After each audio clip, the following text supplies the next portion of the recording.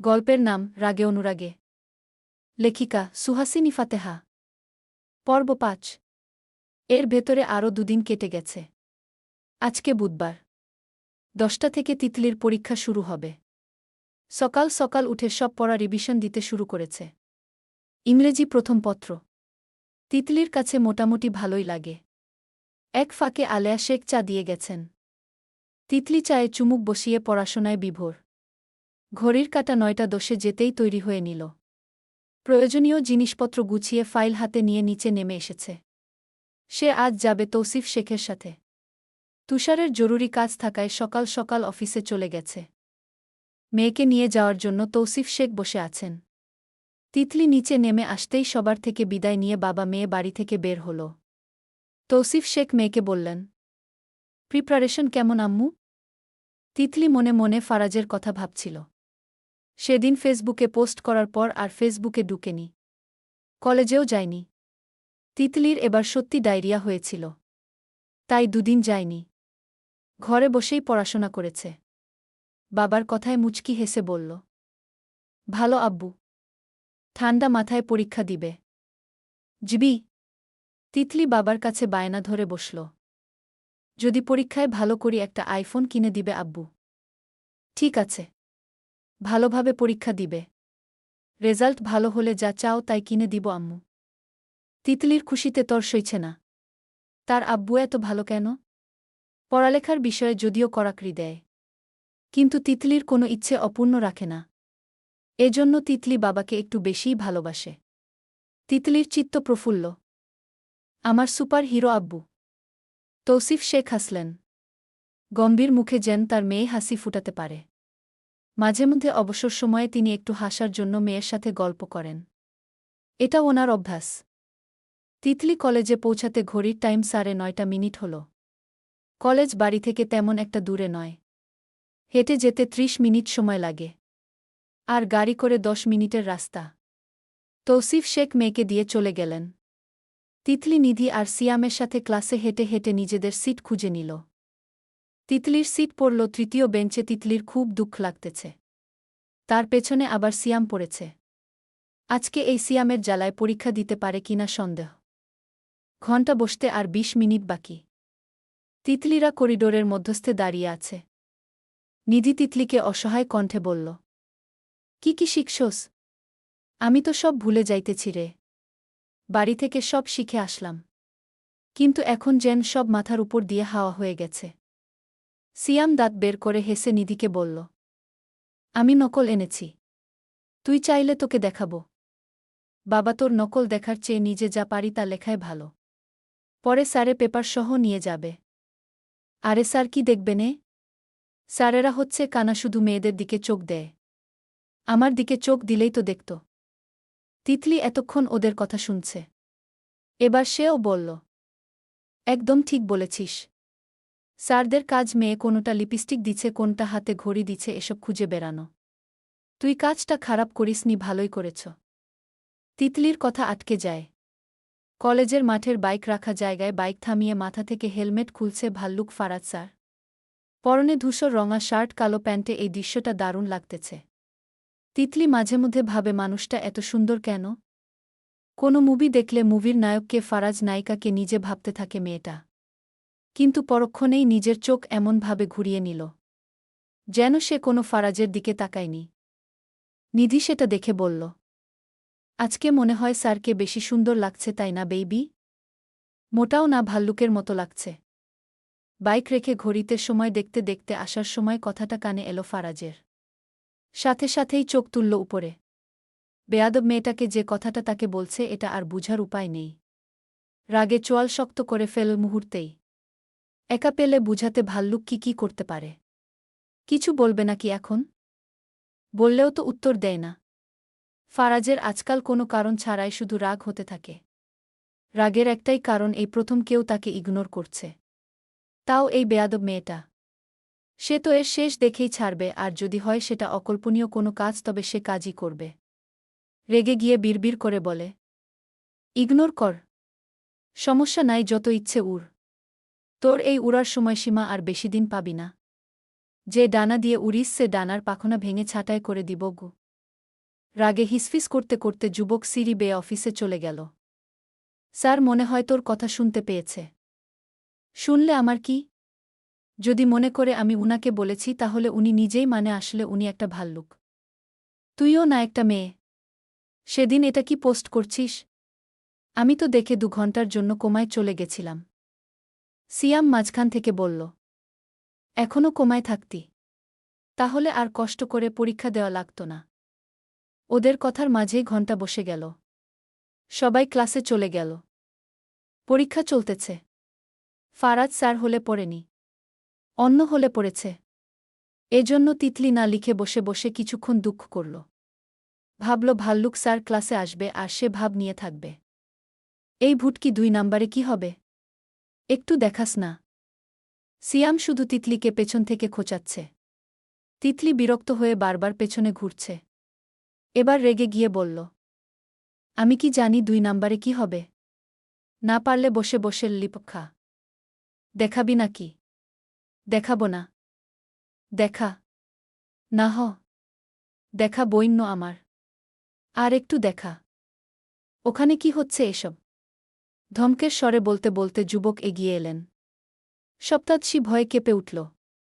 কণ্ঠস্বর চিনতে বিন্দুমাত্র অসুবিধা হল না। এই ভাল্লুক এখানে কি করছে? কই এতক্ষণ তো আসেনি। তিতলি একদম ভদ্র হয়ে গেল। উপরে তো তাকালই না। মনোযোগ দিয়ে লিখছে। যুবক এসে তিতলির বেঞ্চের পাশে দাঁড়িয়ে থাকল। সিয়াম সাথে সাথে ও সোজা হয়ে গেল। ফারাজ গম্ভীর কণ্ঠে বলল, না লেখে কি নিয়ে কথা হচ্ছে? তিতলি উত্তর দেয় না। সিয়াম ভদ্র হয়ে বলল, কিছু না স্যার। আসলে আমার প্রশ্নটা উড়ে ওর বেঞ্চের নিচে পড়ে গিয়েছিল তো তাই। ফারাজ তিতলির পাশে দাঁড়িয়ে থাকে কিছুক্ষণ। তারপর বলে, এই মেয়ে, দেখি প্রশ্ন সরাও। তিতলি পেপারস ঘুরে রেখেছে প্রশ্ন দিয়ে, যাতে ফারাজ না দেখে। একটু লেখে আবার সেগুলো ঘুরে পেলতেছে। ব্যাটা কি বুঝতে পারছে না সে থাকায় তিতলির লিখতে অসুবিধা হচ্ছে। পারফিউমের সুগন্ধি ঘ্রাণ ভেসে আসছে নাকে। তাকে ঘায়েল করতে চাইছে। করুক। তিতলি ঘায়েল হবে না। লিখতে গিয়ে ভালোই বুঝতে পেরেছে ভাল্লুক তার দিকে তাকিয়ে আছে। এখন যদি সে উত্তর না দিয়ে চুপচাপ থাকে বড্ড বেয়াদবি হয়ে যাবে। হলে প্রিন্সিপাল স্যার আছে। তাকে খুব ভালো জানে। সেও খুব সম্মান করে। তা না হলে এই ব্যাটার কথার উত্তর দেওয়ার প্রশ্নই উঠে না। না চাইতেও মেয়েটা দ্বিধান্বিত হয়ে চোখ উপরে তুলে ভীষণ ভদ্রতায় বলল, জবি স্যার আমাকে বলছেন? বলে সাথে সাথেই চোখ নামিয়ে নিল। ভাবখানা এমন যেন আজ প্রথম সে ফারাজের সাথে কথা বলছে। চোখে চোখ পড়ার আগেই মেয়েটা চোখ নামিয়ে নিল। ফারাজ ভ্রু কুঁচাকাল তৎক্ষণাৎ। রাগে শরীর রিরি করে উঠল। কই অন্য সময় কতবার কত প্রশ্ন করছে কোনো উত্তর দেয়নি। এখন কেন উত্তর দিল সে কি বুঝে না। যেখানে সে সবাইকে ভদ্রতা শিখায় সেখানে এই বেয়াদব মেয়ে তাকে ভদ্রতা শিখায়। বিড়বিড় করে যুবক আর এক মুহূর্ত সেখানে না দাঁড়িয়ে ক্লাসরুম থেকে বেরিয়ে গেল। সপ্তদশী হতবিহ্বল, স্তব্ধ, বিস্মিত চোখে চেয়ে রইল। ইগনোর করল তাকে? সে নিজেই তো ইগনোর করে এখন তাকে পাল্টা ইগনোর ফিরিয়ে দিল। সিয়ামের খোঁচাখোঁচি আবার শুরু হল। কলম দিয়ে খোঁচা মেরে আস্তে করে বলল, কি রে ভুটকি স্যার তোকে ইগনোর করে চলে গেল। এটা কি শুভ লক্ষণ নাকি অশুভ? তিতলি বিরক্ত হয়ে সিয়ামের হাতে চিমটি কেটে বলল, আর একবার খোঁচা দিবি সোজা স্যারকে বলব ই বলে আবার লেখায় মন দিল। পরীক্ষা শেষে তিতলি নিধির সাথে ক্যান্টিনে বসে আছে। নিধি হতাশ গলায় বলল, পরীক্ষার হলে বুঝা যায় কে আপন আর কে পর। নাদিয়ার মতো হিংসুক আমি জীবনেও দেখি নাই। ক্লাসে বান্ধবী বান্ধবী করে কান পচায় ফেলে। আমি 3 নাম্বারে কি হবে জিজ্ঞেস করছিলাম। বলতেই বলল আমি পারি না। অথচ দেখলাম তখন 3 নাম্বার লিখে। স্বার্থপর। তিতলি ভাবছে অন্য কিছু। সে আপাতত এসে নেই। কল্পনার জগতে ডুবে আছে। দুঃখ করতে করতে বলল, আমার মনে হয় আর ভাল্লুক স্যারের সাথে হানিমুনে যাওয়া হবে না রে। কত রকম চেষ্টা করলাম এখনও মন পাইলাম না। আজকে উল্টো আমারে ইগনোর করে চলে গেল গু। বলতে বলতে নাক টানল মেয়েটা। আহারে আমার বান্ধবীটা কষ্ট পাইস না। স্যার তো তোকে কখনো ওই নজরে দেখে না। আমি স্যারকে ফেক আইডি থেকে আবার মেসেজ দিব গো। তোর ইচ্ছে আমি আসবে নাই। তিতলি আর এক মুহূর্ত দেরি করল না। এপ্রনের প্যাকেট থেকে মোবাইল বের করে ফেক আইডিতে ঢুকল। ফারাজের আইডিতে মেসেজ দিল। কেমন আছেন আমার আলুপটলের বাপ? আপনার এই সুন্দরী কিউট বুটাকে কি ভুলে গেলেন নাকি? আল্লাহ, তুই এটা কি মেসেজ দিলি? স্যার যদি এবার সত্যি তোকে হাতে নাতে ধরতে পারে নিশ্চিত এক থাপ্পড়ে সুইজারল্যান্ড পাঠায় দিবে গু। জীবনেও জানবে না এটা যে আমি। তখন সেখানে প্রিমা এলো। ওর হল অন্য ক্লাসে পড়ছে। এসেই তিতলিকে বলল, এই তিতলি, ফারাজ স্যার তোকে ডাকছে। তিতলি চেয়ার থেকে হুড়মুড়িয়ে উঠল। মুখ বয়বে অবিশ্বাস নিয়ে মেয়েটা বলল, কি হহ? নিধি কানে হাত দিয়ে বলল, আহ, আস্তে বল, কান পচে গেল গু। আমাকে কেন ডাকছে? কি কাজ? প্রিমা চেয়ার টেনে বসতে বসতে বলল, আমাকে এত কিছু বলছে। বলল আপনাদের ইয়ারের তিতলিকে আমি ডাকছি, বলেন গিয়ে গি। তিতলি কিছুতেই যাবে না। এখন মেসেজ দিল আবার এখন তাকে ডাকছে। আর সে তো স্যারকে ইগনোর করে। এখন গেলে নিশ্চয় ইগনোরকে অপমান করা হবে। তিতলি ইগনোরকে অপমান করতে পারবে না। ডাকলে ডাকুক, সে যাবে না। তার সহজ সরল স্বীকারোক্তি, আমি যাব না গি। আর্জেন্ট কথা বলবে তোর সাথে। আমার উনার সাথে কোনো কথা নাই উ। এর মাঝে তিতলির ফোন বেজে উঠল। মেয়েটা হচকচিয়ে উঠল। কে কল দিল ভেবে ভেবে দেখল তুষার কল করেছে। তিতলি ফোন রিসিভ করল। হ্যালো ভাইয়া। পরীক্ষা শেষ হয়েছে নে? একটু আগে শেষ হয়েছে। সব ঠিকঠাক পারছিস তো? 100-তে 200 পাবো ভাইয়া। সেটা রেজাল্ট দিলেই বুঝা যাবে গু। গেইটে দাঁড়া, আমি এখন নিতে আসব গু। আর 10 মিনিট পরে আসিও ভাইয়া ঘি। ওকে। তিতলি ভাইয়ের সাথে কথা বলে কল কেটে দিল। নিধি ভয় পেয়ে বলল, আমার মন হয় স্যার জানতে পেরেছে মেসেজ দেওয়া মেয়েটা তুই, তাই ডাকছে গু। প্রিমা বলল, আমি তো দেখলাম স্যার পেপার নিয়ে অফিসে যাচ্ছে। তখন আমাকে কথাটা বলল উ। তাহলে মেসেজ এখনও দেখেনি গু। তিতলি বড্ড খ্যাটতারা। সে যাবে না মানে যায়নি। বন্ধুবান্ধব সহ সবাই গেইটে চলে এসেছে। ফারাজ ল্যাবে বসে সেই কখন থেকে অপেক্ষা করছে বেয়াদব মেয়েটার জন্য। 15 মিনিট পেরিয়ে গেল, এখনও আসলো না। টিচার ডাকছে, কথা শুনছে না। তাকে ইগনোর। এই মেয়েকে সামনে পেলে ইগনোরের খ গ ঘ সব এক এক করে বুঝাবে। নিজে নিজে বলে উঠে, বেয়াদবি করার জন্য পরীক্ষায় ফেল করিয়ে দিলে কেমন হয় বেয়াদব।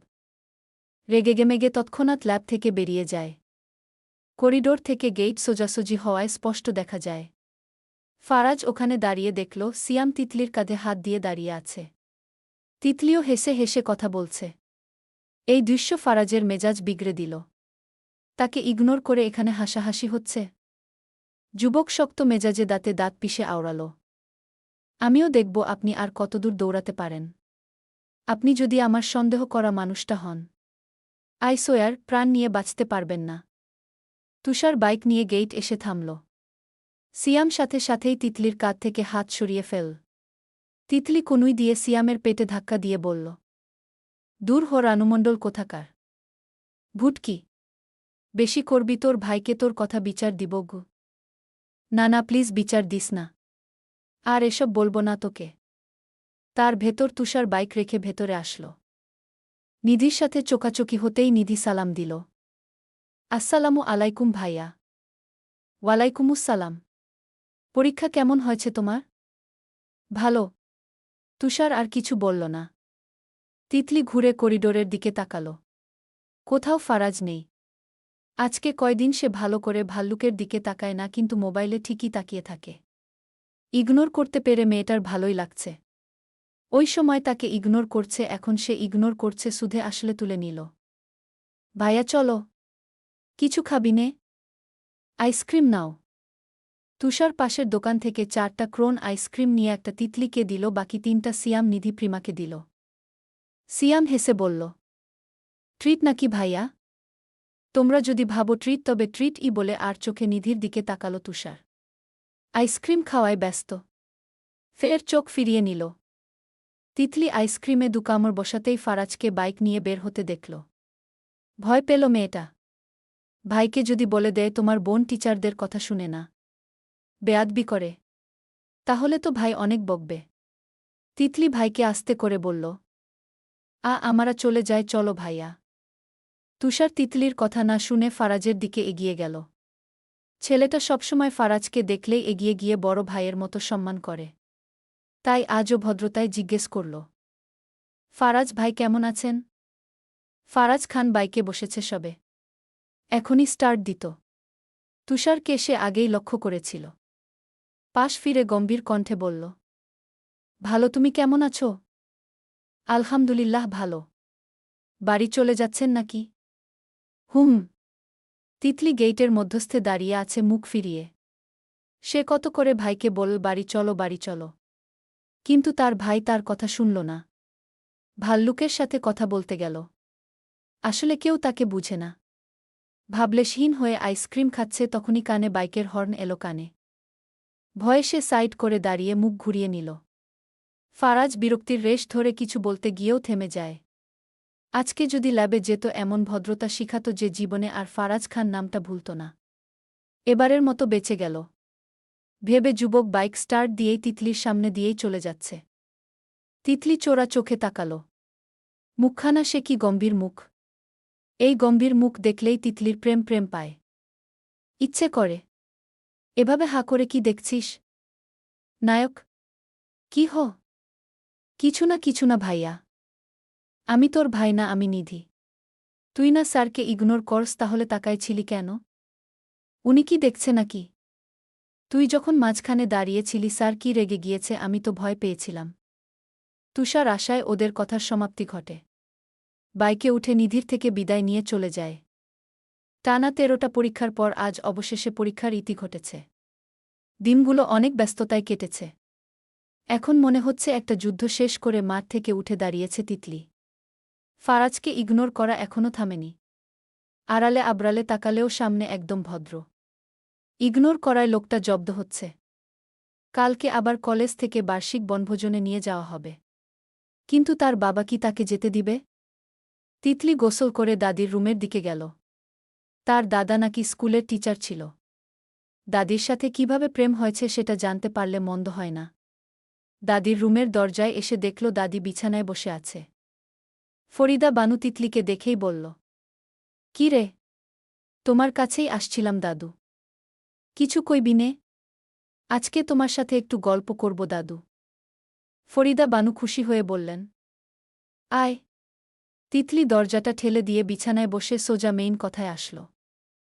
আচ্ছা দাদু, দাদাভাই তো তোমার স্কুলের টিচার ছিল, তাই না? তোমাদের বিয়ে কিভাবে হয়েছে? ফরিদা বানু এখনও স্বামীকে অনেক ভালোবাসেন। স্বামী মারা গেছে আজ ৪ বছর। অথচ এখনও সে স্মৃতি বুকে জড়িয়ে বেঁচে আছেন।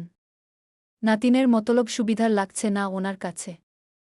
তাও তিনি হেসে বললেন, আমি যখন ক্লাস 7-এ পড়ি তখন তোর দাদা আমগো স্কুলের মাস্টার ছিলেন। আমি কখনো তোর দাদারে ওই নজরে দেহি নাই, তোর দাদা ও দেহে নাই। তাহলে তোমাদের বিয়ে কিভাবে হয়েছে? বিয়া শাদি তো আল্লাহর হাতে। আমি যখন ক্লাস 8-এ পড়ি তখন তোর দাদার বাড়ি থেইকা বিয়ার সম্বন্ধ আইছিল। তিতলি নড়চড়ে উঠে উজ্জ্বল চোখে বলল, তারপর কি হল? আমার বাপেরা পোলা ভালো দেখে আর না করেনি। তিতলির চিত্ত প্রফুল্ল। আমার মনে হয় কি জানো, দাদাভাই তোমাকে আগে থেকেই পছন্দ করত। তাই বিয়ের প্রস্তাব দিছে। পরে শুনিছি তোর দাদার কাছ থেইকা। তিতলি ভাবুক হয়ে পড়ল। মনে মনে ভাবল, দাদাভাই তো দাদুকে কে পছন্দ করত? হাসিখুশি রোমান্টিক মানুষ ছিল। আর ওই ভাল্লুকটা তো তাকে সহজেই করতে পারে না। একটা আস্ত বিগড়ে লোক। সারাদিন শুধু বেয়াদব বেয়াদব। ফরিদা বানু আবার বললেন, এই কথা তুই এখন কি মনে কইরা কইলি? তিতলি মাথা নিচু করে লজ্জা পাওয়ার ভান করে বলল, এমনি দাদু, আমি তাহলে যাই। বলে তিতলি চলে গেল। ফারাজ খান আজ বেশ কিছু দিন পর ফেসবুকে ঢুকেছেন। সেদিন যে প্রোফাইল পিক চেঞ্জ করছিল আর ঢুকা হয়নি। লেকচার, খাতা, মিটিং টাইমিং পায়নি। ঢুকতেই নিউজ ফিডে প্রথম পোস্টটাই চোখ আটকে গেল। শাহ সিমেন্ট দিয়ে মন শক্ত করছি, এবার আসিও মন ভাঙাতে, গোলামের পুত। যুবক কিছুক্ষণ স্থির চোখে তাকিয়ে থাকে। ভ্রুযুগল কুচকে রেখে দাঁতে দাঁত চেপে বিড়বিড় করে আওড়াল, এটা কেমন পোস্ট? গোলামের পুতকারে বলতেছে মেয়েটা। 3-4টা থাপ্পড় দিয়ে সব দাঁত পেলে দিতে পারলে মনটা শান্ত হতো। আজকাল বেয়াদব মেয়েটা ফারাজ খানকে ভীষণ জ্বালায়। কোনো কথা শুনে না, ডাকলে আসে না, চোখ তুলে তাকায় না। মনে হয় ইচ্ছে করে তার কথার অবাধ্য হয়। ওই মেয়েটা তাকে এত তীব্রভাবে নিজের দিকে টানছে। ওই মেয়ে কথা বলছে না দেখে সে কেন আগ বাড়িয়ে কথা বলতে যাচ্ছে? এমন অদ্ভুত অনুভূতি হওয়ার আসল মানে কি? এ কারণে ফারাজের নিজের উপর রাগ হয়। ফারাজের ভাবনার ভেতরেই ফারাজ খানের মা ফারিন বেগম রুমে ঢুকলেন। হাতে কয়েকটা ছবি। ফারাজের পাশে বসে বসেই ভদ্রমহিলা বললেন, এগুলো দেখ, কোনটা পছন্দ হয়? ফারাজ ভ্রু কুঁচকে তাকাল। এটা নতুন কিছু না। কয়দিন পরপর শুরু হয়। কিন্তু কোনো লাভ হয় না। কোনো ছবি হাতে না নিয়েই ফারাজ বলল, তোমাকে আমি কতবার বলছি এসব চিন্তা ভাবনা বাদ দাও। আমি এখন বিয়ে করতে চাই না। আগে একবার দেখ। না আম্মু। ফারিন বেগম জোর করে ফারাজের হাতে ছবিগুলো দিয়ে ছেলের মুখের দিকে তাকিয়ে দীর্ঘশ্বাস ফেলে বললেন, এই বছর শেষ হওয়ার আগেই তোর বিয়ে হওয়া চাই। যদি কাউকে পছন্দ থাকে তাকে বিয়ে করে নিয়ে আয়, তারপর ও বিয়ে কর। ফারাজ ছবিগুলো পুনরায় মাকে দিয়ে দিল। এর মাঝে ফারাজের বাবা আফজাল খান ও আসতে আসতে বললেন, তোর মা ঠিকই বলছে, বিয়ে কর। মরার আগে নাতি নাতনির মুখ দেখা। ফারাজ বিরক্তির রেশ ধরেই বলল, আমি এখন বিয়ে করব না ড্যাড। আমাকে সময় দাও। 24 বছর বয়সে আমি তোর মারে বিয়ে করে তোদেরও সামলাইছি। তুই কি করলি? সারাদিন কলেজ থেকে আসবি যাবি, এটা কি মগের মুল্লুক নাকি? ফারাজ শেষমেশ বিরক্ত হয়ে উঠে বেলকনিতে চলে গেল। তিতলি সন্ধ্যা থেকে বাবার আশেপাশে ঘুরছে।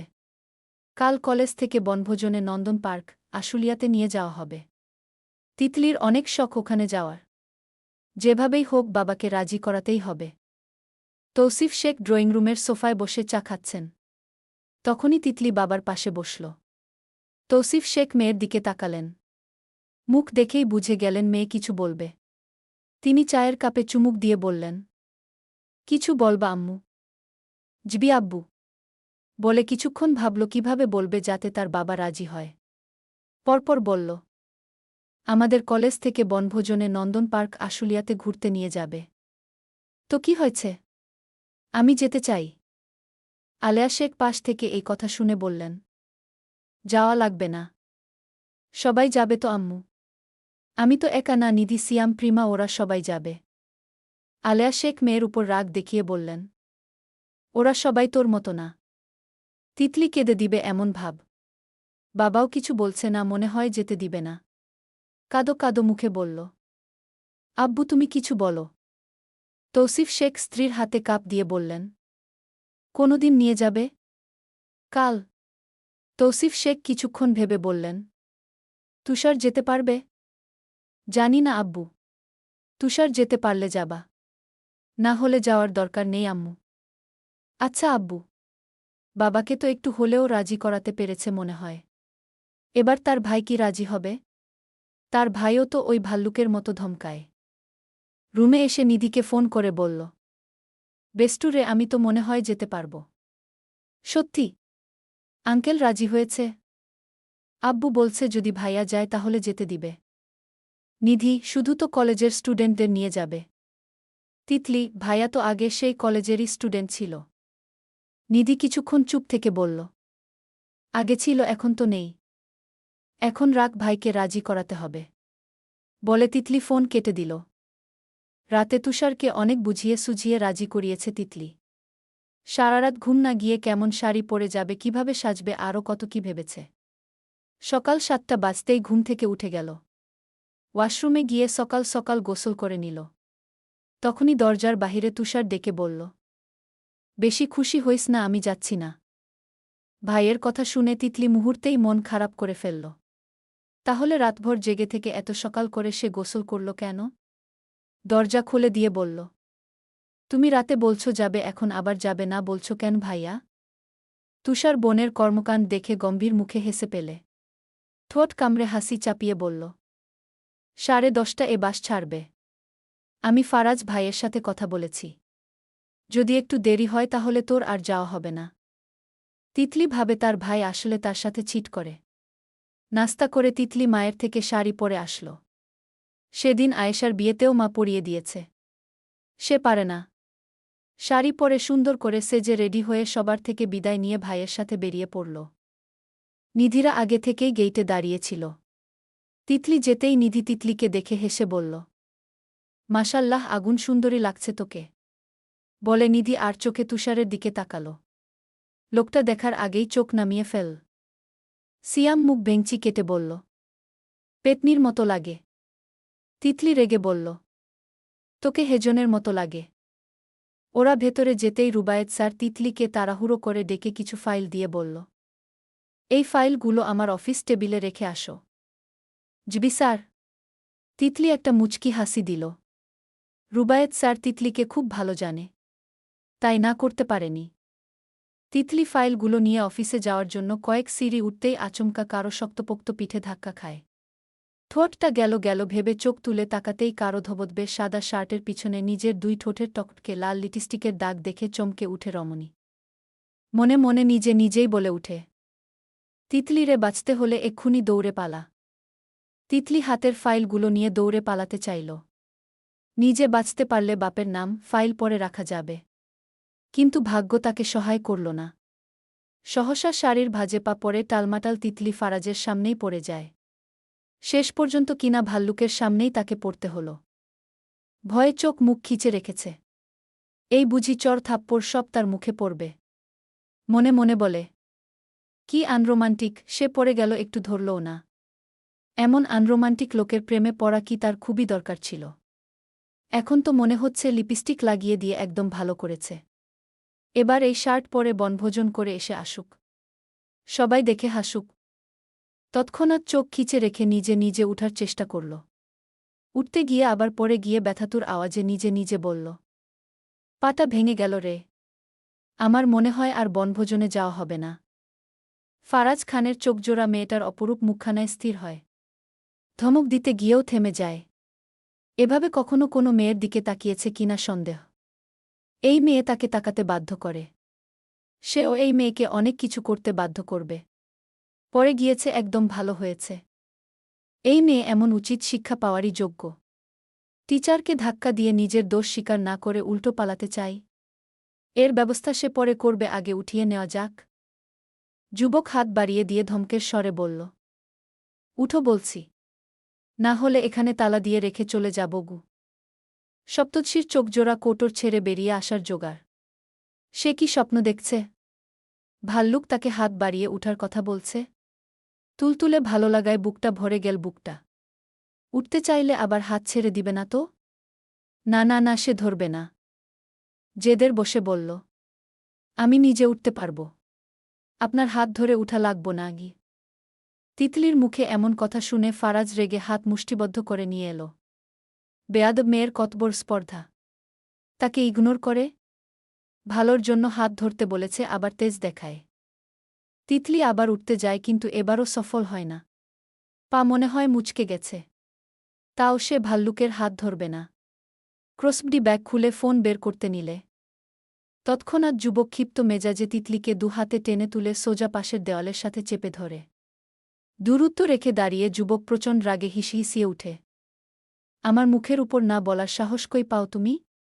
ভেবেছিলে দৌড়ে পালিয়ে গেলে বেঁচে যাবে? তোমার ভাগ্য ভালো, তোমাকে এখনও কিছু করিনি, না হলে ধাক্কা। ফারাজের কথা শেষ হওয়ার পূর্বেই তিতলি ব্যথা পেয়ে বলল, ছাড়ুন। তিতলির গম্ভীর, ফারাজ ভালো। এমন রাগী ফারাজকে সে ভয় পায়। সে তাকানোর সাহস পেল না। মাথা নিচু রেখেই প্রচণ্ড সাহস জুগিয়ে বলল, আপনি আমার হাত ধরেছেন কেন? ফারাজ শুনল কিনা কে জানে, উল্টো হাত পেছনে পেঁচিয়ে ধরেছে। দাঁতে দাঁত চেপে প্রশ্ন করল, আমি সেদিন ল্যাবে ডেকেছিলাম, আসলে না কেন? আর এত রাগ কারে দেখাও? হ্যাঁ, ভয় লাগে না আমাকে? তিতলি নিম্নষ্ট দাঁত কামড়াল। কথা খুঁজল মনে মনে। সে তো ইচ্ছে করে আসেনি। আর কেন আসবে? সে না আসলে তো আরও খুশি, তাকে তো সহ্য করতে পারে না। তবে ইগনোরে কি কাজে লেগেছে? এতে হবে না। ভালো কথা বললে আবার আগের মতো হয়ে যাবে। ফ্লোরের দিকে তাকিয়ে থেকে একটু যাচাই করতে বলল, আমার ইচ্ছে তাই আমি আসিনি? আপনার কি সমস্যা? প্রশ্ন করে অপেক্ষা করল সে। চাইল, খুব করে চাইল যেন ফারাজ বলবে হ্যাঁ সমস্যা। কারণ আমি তোমাকে দেখতে চেয়েছি। তোমার কণ্ঠস্বর শুনতে চেয়েছি, তোমাকে মিস করছিলাম তাই ডেকেছি গি। হয়নি? উল্টো ফারাজ ধমক দিয়ে বলল। উত্তর দিতে বলছি। দিব না। মুখে মুখে তর্ক করলে। বলতে গিয়ে ফারাজ হঠাৎ অফিসের করিডোরের কাচের গ্লাসের আয়নায় চোখ পড়ে। একপাশ হয়ে থাকায় স্পষ্ট নিজের ধবধবে সাদা শার্টে লিপস্টিকের গা দাগ দেখতে পেল। যুবক রেগে গিয়ে ঘুরে ফিরে ভালো করে দেখতে থাকে। তিতলি ভয় পেয়ে যায়। সে ভাবেনি দেখে যাবে। ভয় পেয়ে মেয়েটা ত্রস্ত পায়ে চলে যেতে চায়। কিন্তু ফারাজ হাত হুট করে হাত টেনে ধরে রেগে গিয়ে বলে বেয়াদব মেয়ে, এসব কি লাগিয়েছ? তিতলি পেছনে পেরার সাহস পায় না। মুখ ঘুরিয়ে রেখেই বলল কি লাগিয়েছি আমি? ফারাজ তিতলিকে টেনে ধরে নিজের পেছনে নিয়ে এল। পিঠ দেখিয়ে শক্ত মেজাজে বলল মিথ্যা বলবে একদম, বনভোজন যাওয়ার শখ মিটাই ফেলব। আমি কি আসার সময় শার্ট নিয়ে এসেছি? চোখ কোথায় থাকে বেয়াদব? তিতলি ভয়ে কেঁপে উঠল। এভাবে কেউ ধমকায়? এই লোক তাকে একটুও বুঝে না। একটা চুমুই তো লেগেছে। একটু রোমান্টিক কথা বললে কি হয়? তিতলি নিজের দোষ স্বীকার করবে না। মেয়েটা প্রচণ্ড সাহস জুগিয়ে সে বলল আমি কি ইচ্ছে করে লাগিয়েছি? আমার কোনো দোষ নেই। সহসা ফারাজের ফোন বেজে উঠে। ফারাজ বিরক্ত হয়। ফোন আসার আর টাইম পায় না। 2-3 বার বেজে উঠছে দেখে ব্যস্ত হয়ে প্যাকেট থেকে ফোন বের করছে। তিতলি সুযোগ বুঝে ফারাজকে পাশ কেটে চলে যেতে থাকে। ফারাজ ফোন হাতে চেপে ধরে ধমক দিয়ে বলল এই মেয়ে দাঁড়াও বলছি। তিতলি শুনে না। পায়ের গতি বাড়িয়ে দেয়। যেন প্রাণ বাঁচাতে পারলেই বাঁচে। ফারাজ রেগে যায়। এই মেয়ে তাকে বড্ড জ্বালাতন করছে সব দিক দিয়ে। ফারাজ খান রেগেমেগে নিজের শার্ট খুলে ফেলে। এটা এখন কিভাবে তুলবে? বৃদ্ধাঙ্গুল দিয়ে ঢলতে থাকে তিতলির চুমু লাগা লিপস্টিকের জায়গাটা। কেমন একটা স্মেল আসছে। লিপস্টিক হাতে লেগে লাল লাল হয়ে গেছে। এত গা লিপস্টিক কেউ দেয়? অনেক চেষ্টা করেও উঠাতে না পেরে অয়নকে কল দেয়। 2বার রিং হয়েই কল রিবিস হয়। ফারাজ বলল অয়ন, হ্যালো ভাই। ফারাজ, অয়ন তুই কোথায়? অয়ন, আমি তো বাজারে ভাই। ফারাজ, একটা সাদা শার্ট কিনে নিয়ে আয় ভালো মানের থেকে। অয়ন ওপাশ থেকে অবাক হল। কিন্তু উল্টো প্রশ্ন করার সাহস পায় না। শুধু বলে আচ্ছা ভাই। ফারাজ কল কেটে দিয়ে বিড়বিড় করে আওড়াল পালিয়ে যাবেন কই? এর শাস্তি আপনাকে পেতেই হবে। এমন শাস্তি দিব জীবনে আর এসব ঠোঁটে লাগানোর সাহস করবেন না। Mind it. তিতলিকে নিচে নামতে দেখে নিধি চিন্তার সুরে বলল আমি এতক্ষণ ধরে তোর জন্য দাঁড়িয়ে আছি। ফাইল রেখে আসতে এতক্ষণ লাগে? কি করছিলি? তিতলি বড় বড় নিঃশ্বাস নিচ্ছে। মেয়েটার হাঁসফাঁস লাগছে। নিধি সন্দেহ করে বলল এভাবে হাঁপাচ্ছিস কেন? বড্ড বাঁচা বেঁচে গেলাম রে। আজ তো আমি গেছিলাম গ। কি হয়েছে সেটা বলবি তো? পরে বলব রে, এখান থেকে চল। তিতলিরা গেটে গিয়ে দাঁড়ালো আবার। কিছুক্ষণ পর বাস ছাড়বে। এখন বাজে 10টা 10 মিনিট। তিতলিরা গেইটে দাঁড়িয়ে পিক তুলছে। তখন অয়নকে আসতে দেখা গেল। অয়ন তিতলিকে দেখে দাঁড়িয়ে গিয়ে মুগ্ধ চোখে তাকায়। অনেকদিন পর দেখেছে, একটু কথা বলতে গেল। কেমন আছো তিতলি? তিতলি পাশ ফিরে তাকায়। অয়ন ভাইকে দেখে খুশি হয়ে বলে আরে অয়ন ভাইয়া, তুমি? কেন বিশ্বাস হয় না নাকি? তুমি আমাদের সঙ্গে যাবে? হুম। তাহলে তো অনেক মজা হবে গু। তুষার যাবে শুনছি তাই আসছি, না হলে আসতাম না গি। তিতলি হেসে হেসে বলল ভালো করেছ এসে। ফের বলল তোমার হাতে শপিং ব্যাগ কেন ভাইয়া? এটা ফারাজ ভাইয়ের জন্য এনেছি। ভাইয়ের নাকি ইমার্জেন্সি লাগবে গে। তিতলি কেসে উঠল। লিপস্টিক লেগেছে তাই বলে কি ওটা চেঞ্জ করতে হবে? ওটা পরে থাকলে কি হয়? আরও সুন্দর লাগবে দেখতে। কোনো মেয়ে তাকাবে না। যত্তসব ঢং। আবার সেম সাদা শার্ট কিনে তার শাড়ির সাথে মিলিয়ে কিনলে কি পাপ হতো? অয়ন তিতলিকে একমনে কিছু ভাবতে দেখে চোখের সামনে তুড়ি বাজিয়ে বলল, কি ভাবছ তিতলি? কি কিছু না না ভাইয়া। অয়ন কিছুক্ষণ চেয়ে থেকে তারপর মজা করে বলে, এতে সে যেগুজে ছেলেদের ইমপ্রেস করতে চাও নাকি? তিতলি ঠোঁট প্রসারিত করে হাসল। তারপর ফুরফুরে কণ্ঠে বলল, মেয়েরা কখনো ছেলেদের ইমপ্রেস করানোর জন্য সাজে না ভাইয়া। তারা সাজুগুজু করে অন্য মেয়েদের গা জ্বালানোর জন্য।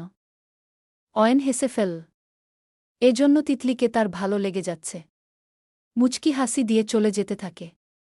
দেরি করলে ভাই রাগ করবেন। ফারাজ দুতলার করিডোরে দাঁড়িয়ে থেকে সব দেখছে। অয়নকে সে বলেছে ওখানে দাঁড়িয়ে দাঁড়িয়ে ওই বেয়াদব মেয়েটার সাথে কথা বলতে। আজকে আসুক অয়নের ও একটা ব্যবস্থা করবে। সে এতবার প্রশ্নের উত্তর দিতে বলছে, না তার কোনো কথা শুনেনি। এখন সবার সাথে হেসে হেসে তাকিয়ে তাকিয়ে কথা বলছে। এতে যেন ফারাজের মস্তিষ্ক জ্বলে উঠল। হাত দিয়ে রেলিং চেপে ধরল। বাস ছাড়ার সময় হয়ে গেছে। রুবায়েত স্যার মাইক নিয়ে সব বলছেন, মেয়েরা সবাই মেয়েদের বাসে গিয়ে বসো। আর ছেলেরা ছেলেদের বাসে গু। তুষার বাসে উঠার আগে তিতলিকে সাবধানতার বাণী ছুড়ে দিল, জানালা দিয়ে মুখ হাত বের করবি না গে। তিতলি ভাইকে হেসে বলল, আচ্ছা ভাইয়া। বোনকে সাবধান করে তুষার ছেলেদের বাসে চলে গেল। ছেলেদের জন্য 2টা বাস, মেয়েদের জন্য 2টা বাস ভাড়া নেওয়া হয়েছে। আর সব টিচারদের জন্য কার ভাড়া করা হয়েছে। তিতলি জানালার পাশে বসল। তার যে কি খুশি লাগতেছে। মোকাইলে নন্দন পার্কের সব জায়গাগুলো দেখে তারও অনেক শখ ছিল ওখানে যাওয়ার। কিন্তু কখনো যাওয়া হয়নি। আজ তার স্বপ্নটা পূরণ হচ্ছে। ওই সময়ের পর তিতলি আর ফারাজের সামনে পড়েনি। সে ঠিকই ফারাজকে দেখেছে, তবে দূরে দূরে। নিধি, তিতলি, প্রিমা, স্মৃতি ওরা সবাই একসাথে বসেছে। নিধি তিতলিকে বলল, ওই সময় কি হয়েছিল? তুই অফিসে গিয়ে এভাবে নেমে এলি কেন? তিতলির চোখের সামনে সে দৃশ্য ভেসে উঠে। সে কি লজ্জা মেয়েটার! ভীষণ লজ্জা পাওয়ার মতো করে বলল, আমি ভাল্লুক স্যারের সাদা শার্টে লিপস্টিক লাগিয়ে দিয়েছি, মানে চুমু। গল্প কেমন লাগলো অবশ্যই বলে যাবেন।